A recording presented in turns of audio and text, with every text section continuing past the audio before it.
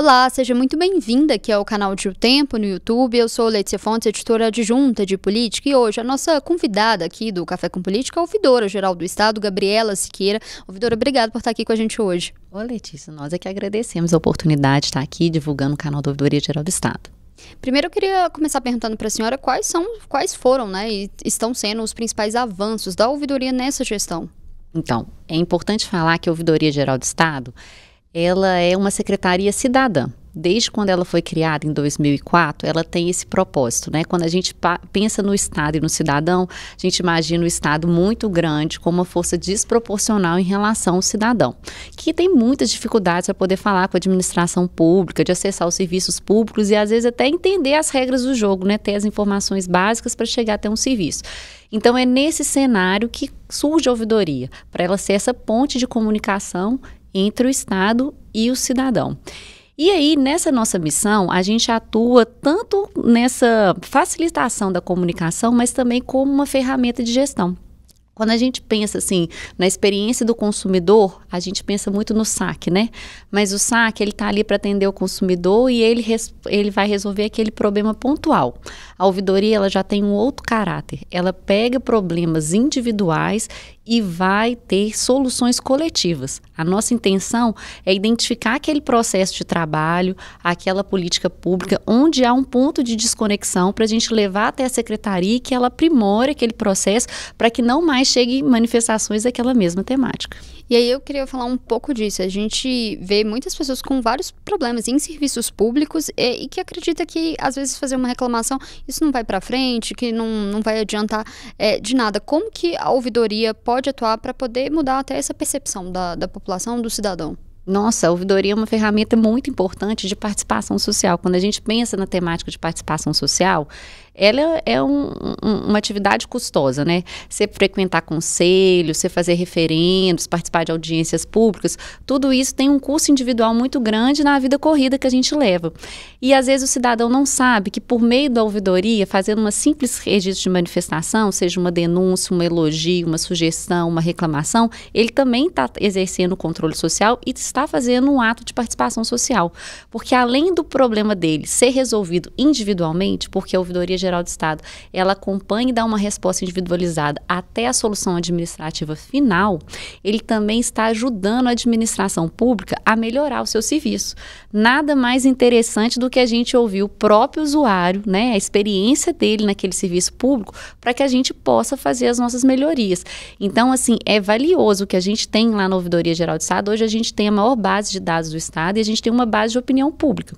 Desde 2007, quando a gente começou a utilizar nosso primeiro sistema de informação até hoje, a gente tem uma vasta base de opinião pública que pega essa percepção do cidadão em relação às diversas políticas públicas estaduais. E sobre essa questão das respostas, sempre tem uma resposta? Tem prazo para poder o cidadão, né, quem fez essa reclamação, ter uma resposta?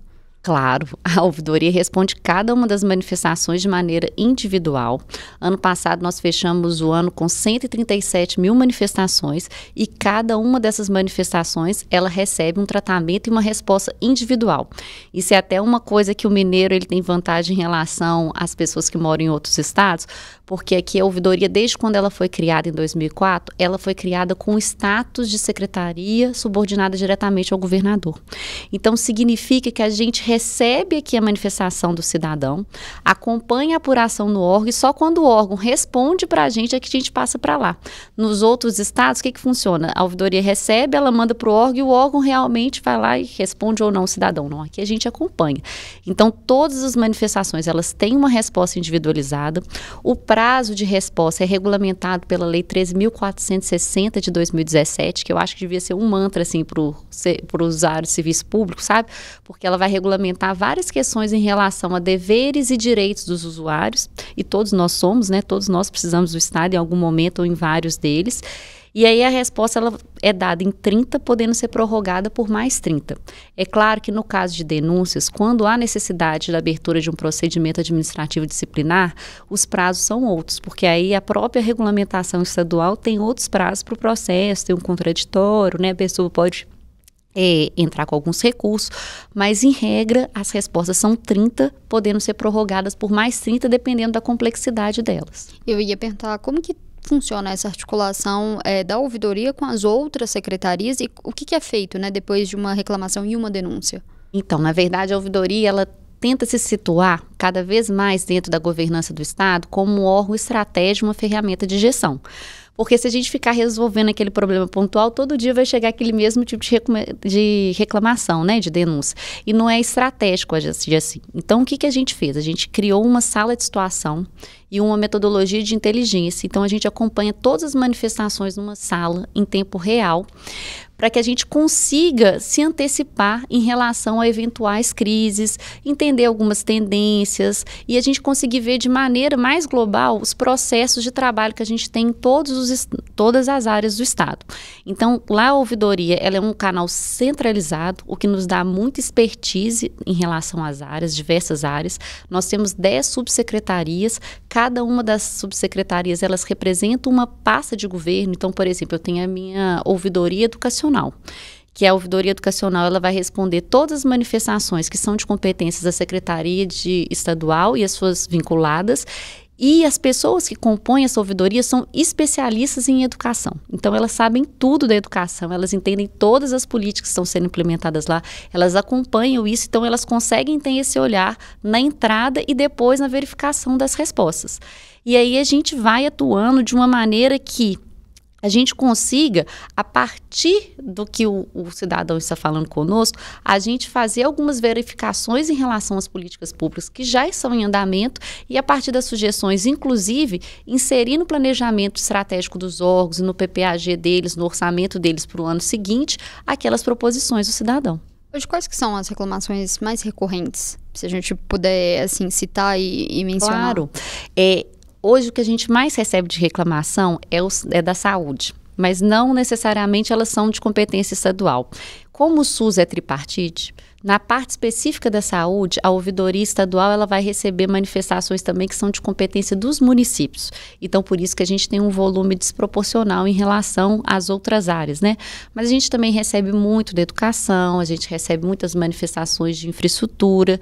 E a gente também é um canal para o servidor público. Você pensa em Minas Gerais, quantos servidores públicos, queria inclusive dar os parabéns, hoje é dia do servidor público, né? A gente sabe o tanto que eles trabalham para ter assim, o melhor serviço possível para o cidadão. Então, a gente também é um canal de entrada para as manifestações do servidor público, relacionados a pagamento, direito de servidor, assédio moral. A gente tem uma ouvidoria, ela é exclusiva de prevenção e combate ao assédio moral e sexual. A gente já recebeu várias premiações, porque é o único estado que tem esse marco legal com um canal próprio e que a gente tem uma política assim, de um combate muito forte em relação a essas práticas que são tão corrosivas para a administração pública.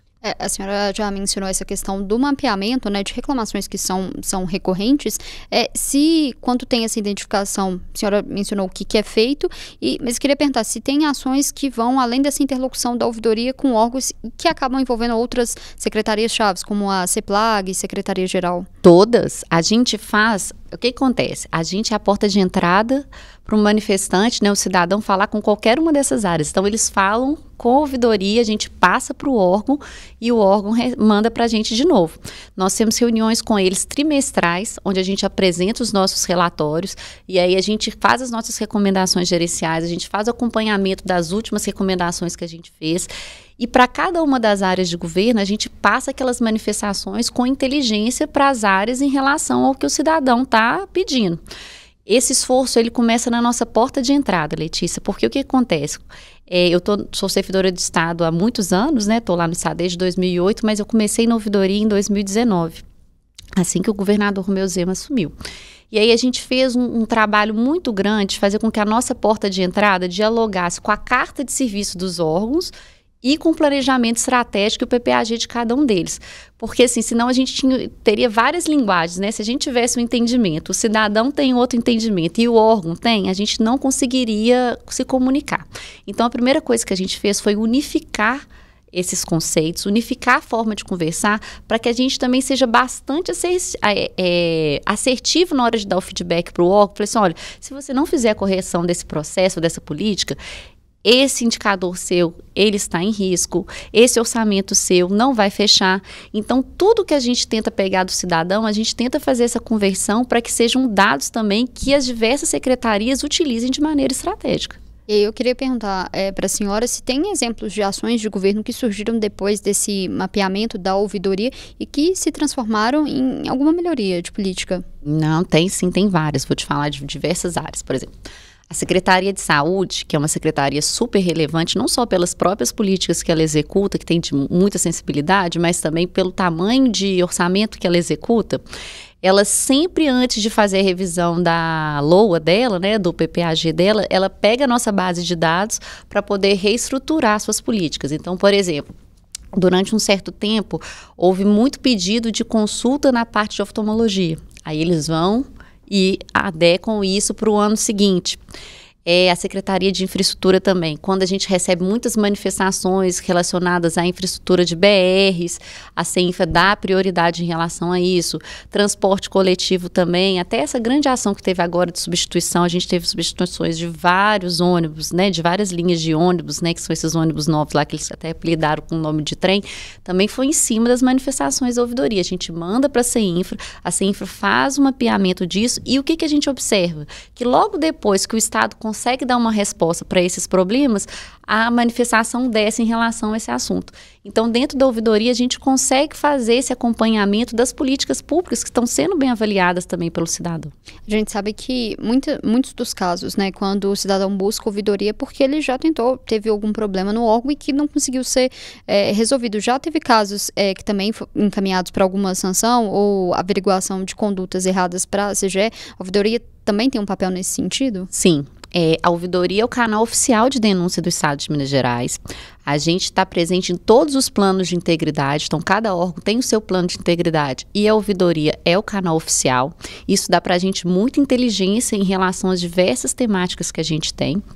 Nós temos, inclusive, uma ouvidoria que foi criada em 2019, que é a Ouvidoria de Prevenção e Combate à Corrupção, que tem já essa característica de ser um canal com muita inteligência para poder também facilitar a vida da Controladoria Geral do Estado, para ela poder agir com mais estratégia em relação à condução das apurações. E ter um canal de denúncia preparado para isso é muito importante. Assim, quem trabalha com apuração de denúncia sabe que muitas denúncias estavam redondinhas, que tinham tudo para dar um desdobramento, assim, de ter uma punição efetiva, de ter uma correção, mas a forma como foi conduzido na entrada, às vezes algum vazamento antecipado de informação, vazamento de dado pessoal, a gente tem esse cuidado muito grande em relação à Lei Geral de Proteção de Dados, né? A gente sempre pensa na jornada do denunciante, porque para ele tem um custo individual muito grande de estar ali contribuindo com a administração pública, e muitas das denúncias apuradas hoje na Controladoria Geral do Estado, elas chegam pela Ouvidoria Geral do Estado, são denúncias que vêm do cidadão ou do servidor que identificou alguma irregularidade. O nosso canal, ele permite as denúncias sejam anônimas, e a gente tem também um decreto que faz essa proteção ao denunciante, porque a gente sempre pensa na perspectiva dele, e vários casos de denúncias vão sim para a Controladoria Geral do Estado, porque cabe a ela fazer as apurações.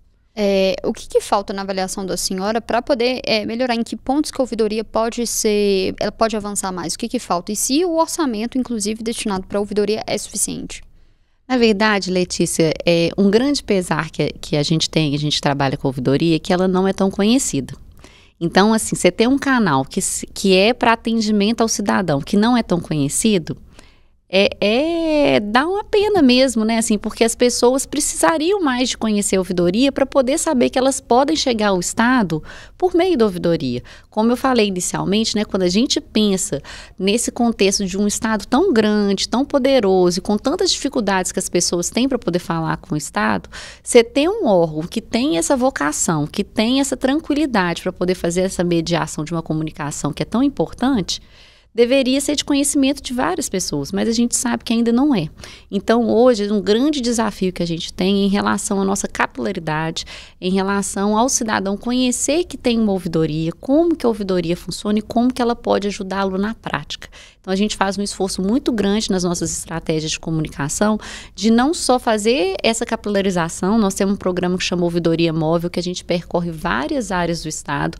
Agora, em 2025, nós já fizemos mais de 81 ações. Semana passada mesmo, a gente estava no norte de Minas, Jequitinhonha. Então, eu participo de quase todas.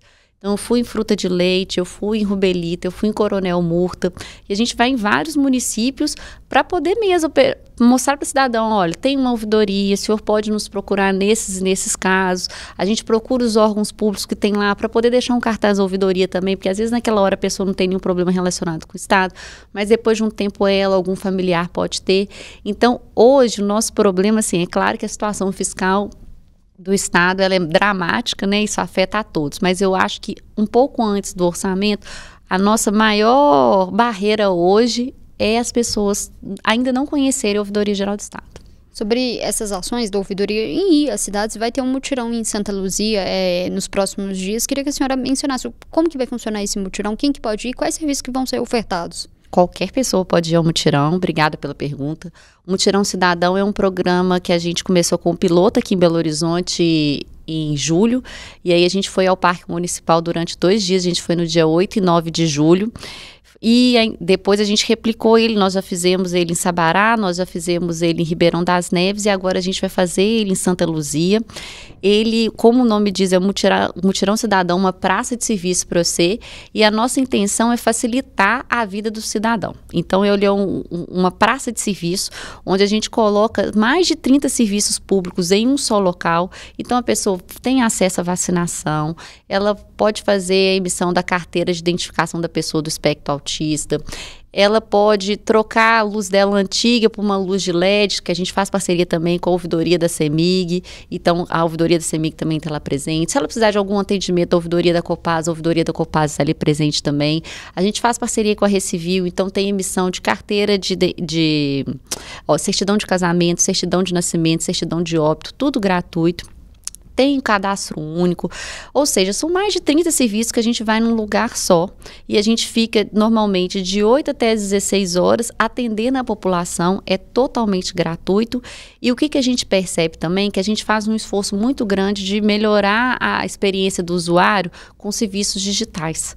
Mas a gente tem que sempre equacionar isso também com o atendimento presencial, porque tem algumas pessoas que têm barreira digital mesmo. Elas não têm tanta facilidade com isso. Então, só de você falar com ela que ela tem que entrar no aplicativo para fazer um agendamento, ela treme. Então, a nossa experiência é que quando a gente faz esses mutirões assim, os mutirões normalmente eles estão agendados para 8, 9 horas da manhã, 6 horas já desembarcam ônibus assim, com famílias lá.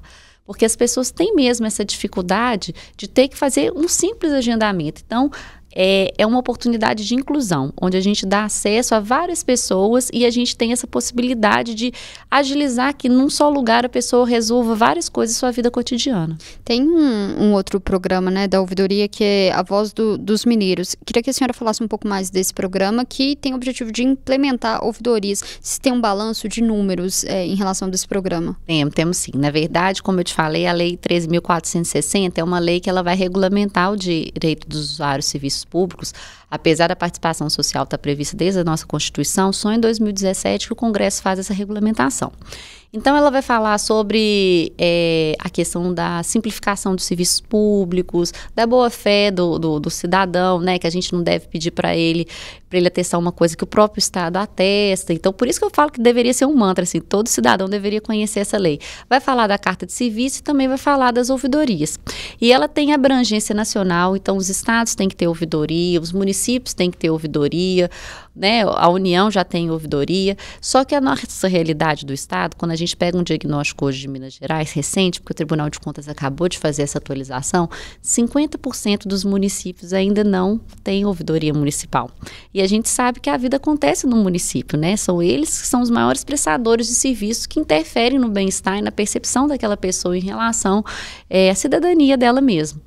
E quando a gente tem essa dificuldade deles já em nível municipal, essas pessoas ficam muito desassistidas. Então, é nesse cenário que a ouvidoria criou esse programa A Voz dos Mineiros, com o objetivo de oferecer uma consultoria gratuita para os municípios que ainda não têm ouvidoria montada. Para aqueles que já têm, a gente mais auxilia eles numa forma deles avançarem um pouco mais como ferramenta de gestão, assim como a Ouvidoria Geral do Estado hoje já faz, para que eles possam mesmo produzir relatórios e ajudar o prefeito, ajudar os secretários a identificar os problemas que têm acontecido nos processos de trabalho deles. Mas para as ouvidorias que ainda não têm canal, a gente se propõe a fazer um diagnóstico inicial.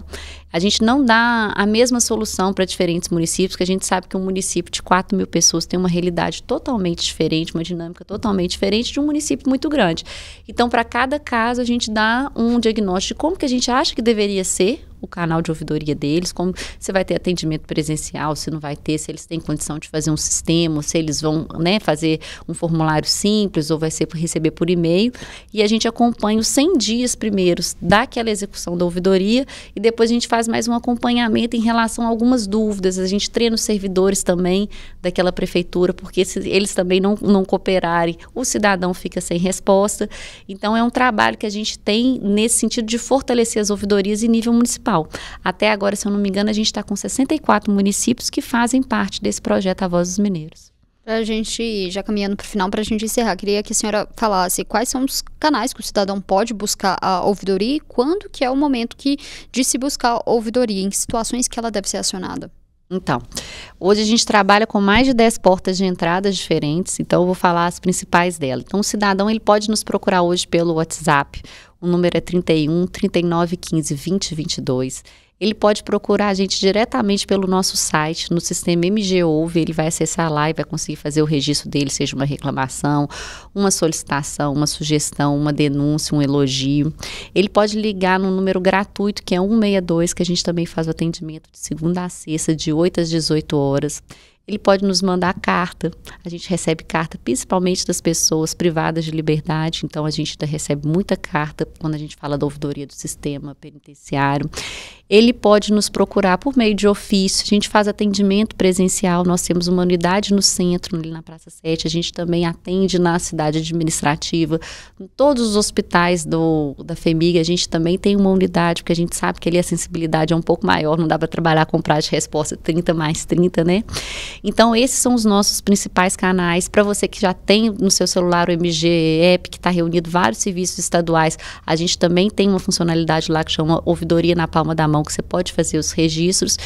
E o cidadão, ele pode procurar a ouvidoria toda vez que ele precisar comunicar com o Estado. A gente tem aquela comunicação mais institucional que vem da Secretaria de Comunicação e a ouvidoria ela é mais responsável por essa comunicação pública mesmo, que é construída na medida que a gente escuta o cidadão e a partir do olhar dele, da percepção dele, a gente consegue conversar com a administração pública para que a administração pública continue se aprimorando, se reinventando e principalmente nunca perdendo de perspectiva que a nossa principal missão é atender o cidadão.